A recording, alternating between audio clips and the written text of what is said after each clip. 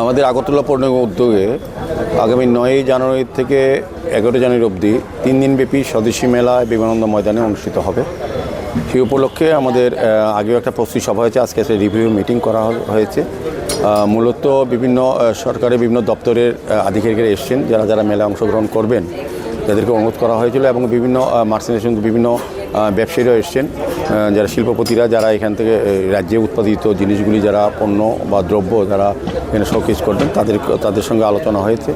তো বিভিন্ন দপ্তরে আরক্ষা দপ্তর সহ সমস্ত দপ্তরের সঙ্গে কথা হয়েছে। তো আমাদের মূলত বিষয় হচ্ছে 9 থেকে 11 তারিখে যে মেলাটা হবে তাকে সর্বাঙ্গীন সুন্দর করা, সার্থক করা, এবং যাতে খুব ভালোভাবে হয়, আকর্ষণীয় হয় এবং দেখার মতো হয়, সমস্ত ব্যবস্থাপনা নিয়ে মত বিনিময় হয়েছে। সেই উদ্দেশ্যে আজকে আমাদের এখানে ডেপুটি মেয়র সহ আমাদের কর্পোরেটরগণ, এমএসি মেম্বারগণ, জোনাল চেয়ারম্যান, আমাদের কমিশনার, এডিশনাল কমিশনার মিউনিসিপ্যাল কর্পোরেশনের এবং ডেপুটি অ্যাসিস্ট্যান্ট কমিশনার সহ সমস্ত অফিসার আধিকারিক আমরা বসেছি।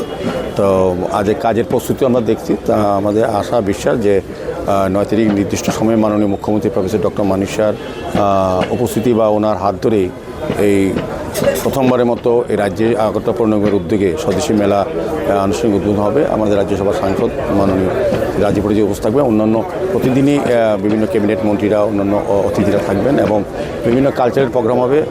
এটার মধ্যে সন্ধ্যা 6টা থেকে 9টা অবধি প্রত্যেক দিন আমাদের রাজ্যের যারা প্রবীণ শিল্পী বা গুণীরা, তারা বিভিন্ন আবৃত্তি, কবিতা পাঠ, কবি গান, নাচ গান সমস্ত কিছু অনুষ্ঠিত হবে, এবং সমস্ত ট্রাইবের কালচারটাকে তুলে ধরার চেষ্টা করা হবে। এটাই মূলত নিয়ে আজকে আলোচনা।